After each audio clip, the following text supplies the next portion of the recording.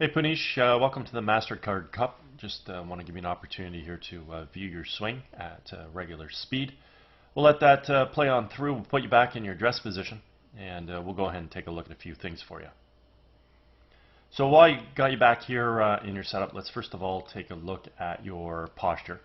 Now your spine is set up a little bit rounded through here. From there, your legs come down into a nicely unlocked position. You then hold your arms off that spinal position, and the club works out to the ball. So if I were going to work on your golf game, I would revise your setup. We would take your tail, and we would move it out and up. We would take your sternum, move it out, up, and forward. And what that's going to do, it's going to straighten your spine, and it's also going to put it on a bit of an angle. From there, we'll keep your legs unlocked exactly as they are. And then from there, we'll let your arms hang down a little bit more naturally off your tilted spine and let your golf club work out to the golf ball. So sort of taking you from this tall, rounded position, holding your arms out in front of you, to a position where we're redefining the angles of our spine, most importantly, than our arms with the club. That will establish a good foundation for you to build your golf swing upon. Okay, so that's the first thing. You definitely need to look at fixing up your posture. From here, your alignment looks pretty good. We can go ahead and do a little split screen comparison between you and Jordan Spieth. We've got some color-coded lines up on the screen just to use as a visual reference as it pertains to swing plane. Before we go ahead and take a look at the actual swing, we will just sort of make note of the posture elements that I was just talking about with respect to the spine being a little straighter. So again, his tail's out more, arms are hanging a little bit better, spine straighter. So that's what we're trying to achieve. Now, typically we'll take a look at swing plane. I'll leave these color-coded lines up on the screen just so you can get a visual reference of sort of maybe where the club's supposed to be moving. But all I really want to look at are what are the four main things that we do when we bring a golf club back. Well, the first is we have to turn our shoulders. So see how Jordan Spieth, he's at address, he rotates his shoulders. The next thing we want to do is we want to create good arm extension. So we want our arms to extend back, but back on an arc that stays with the club on plane. Okay? We also want to create good wrist hinge into play. So we want to transition the club head from being below and in front of our hands to getting above and behind our hands. So see that again. Below and in front with the club head, to above and behind. That's done by creating wrist hinge and working the club around us with our shoulder rotation.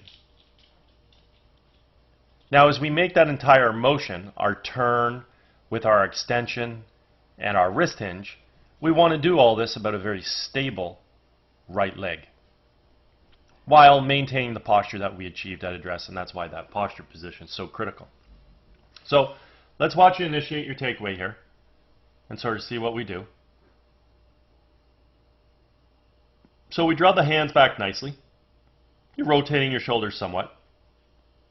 Maybe a little stiff-wristed with the golf club. Let's see if we create any wrist hinge through here at all. So we get a little bit, but we can see here that, we're pretty much done. So the backswing is abbreviated, just in the sense that I don't think your shoulders have fully rotated. I don't think you've let your arms travel as far as they can go.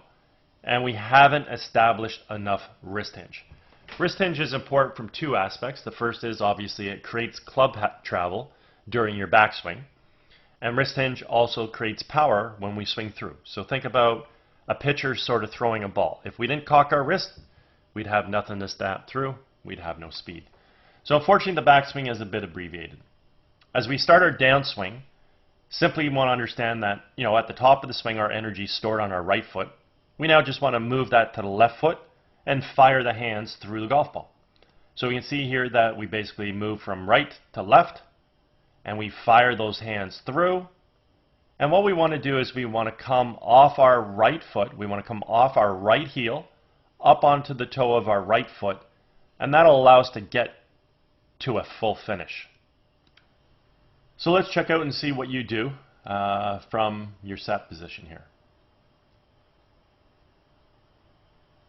So we can see that basically you just swing your hands through and we really don't get off your right foot. So one of the things you want to do is while you're sending your hands through, try and create the proper footwork whereby you let your right heel come off the ground and you get up on your toe of your right foot, and that'll carry you through to a better finish whereby you can stand on your left side. We can count all the spikes in your right shoe, and we'd also like to get your hands higher with the club sort of back in behind us. Okay? Now, the other thing I just want to look at as it does pertain to swing playing, I mean, the reality is the club should come back along the red line. We go through that hinging process. It moves from red up to yellow or blue, and then it goes from yellow or blue back to red, and then swings through, and we get to our finish. So we can see with you that when you bring the golf club back, obviously the club sneaks a little bit underneath. Not too bad through here.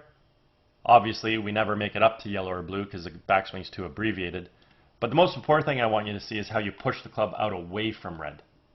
Yeah, that's referred to as an over-the-top move, and that's something that would definitely need to change in the golf swing. But I'm not going to really concern myself too much with that at this stage of the game.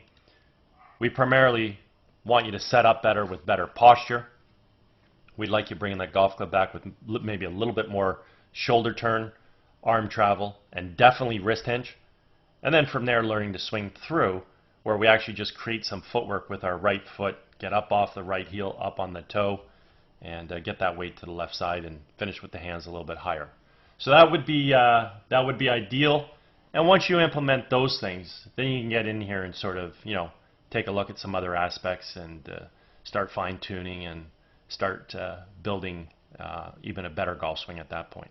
Okay? Anyways, at any point in time you ever want to work on any of these aspects, I'm located over at Glen Abbey, obviously where the event was held. Be happy to structure a little program for you. Also, if you're involved with any golf tournaments at all, you guys are looking for a unique gift to provide your guests, feel free to reach out. Be happy to discuss my swing analysis services. Anyways, hope you had a fantastic day, and hope you enjoyed getting an opportunity to see your swing on video here. Take care.